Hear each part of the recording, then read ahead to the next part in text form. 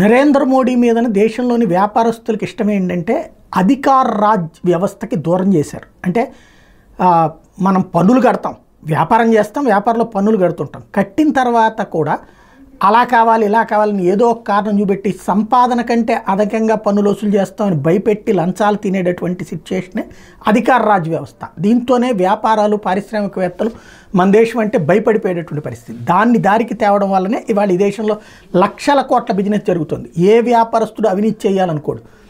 ఆ అవినీతి పరులకి డబ్బులు ఇవ్వాల్సిన కారణంగా తన దగ్గర తను అవినీతి చేయాల్సిన పరిస్థితి తెచ్చిపెడుతున్నారు. ఆ దశని కంట్రోల్ చేసుకొచ్చారు. అందుకోసమనే జిఎస్టీ లాంటి సిస్టమ్ ఇదివరకు 10 రకాల ఏది గవర్నమెంట్ సంస్థలు 10 రకాల వేధింపులతో అల్లాడిపోయే స్టేజ్ నుంచి దాన్ని ఒక దారికి తీసుకొచ్చి పెట్టారు నరేంద్ర మోడీ. ఇప్పుడు అదే రాష్ట్రాల్లో కూడా అమలవుతుంది.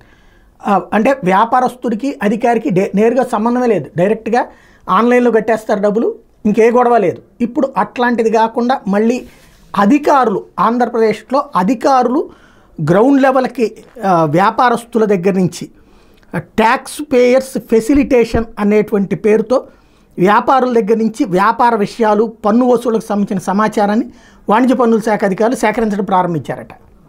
ఇది కొత్తగా జరిగింది, ఇంతకుముందు గత 10 ఏళ్ల నుంచి జరగలేదు. First time taxpayers facilitation పేరుతో వ్యాపారాల నుంచి వ్యాపార విషయాలు పన్ను వసూళ్లకు సంబంధించిన సమాచారం. ఇది ఎప్పుడైతే బిగిన్ అవుతుందో ఇక అప్పటి నుంచి అదిగో నువ్వు అందులో తేడా చేస్తున్నావు ఇందులో తేడా చేస్తున్నావు అని లంచాలు తీసుకోవడం బిగిన్ చేస్తారు, లేదంటే వేధిస్తారు. ఇది భయపడుతున్నారు వ్యాపారులు ఒక్కసారిగా. దీంతో అర్జెంటుగా తెలుగుదేశం పార్టీకి సంబంధించిన వాణిజ్య విభాగం రంగంలోకి దిగింది. రాష్ట్ర అధ్యక్షుడు డూండి రాకేష్ ఈ విషయాన్ని నేను కేశవ్ గారి దృష్టికి తీసుకెళ్తాను, పయ్యావుల కేశవ్ ఆర్థిక మంత్రి దృష్టికి. ఎన్డీఏ ప్రభుత్వంలో ఎట్లాంటి అభద్రతా భావం వద్దు, స్వేచ్ఛాత వాతావరణంలోనే వ్యాపారాలు మీరు చేసుకుందరు, కానీ అట్లాంటిది ఇబ్బంది రానికుండా చూస్తానని చెప్తున్నారు.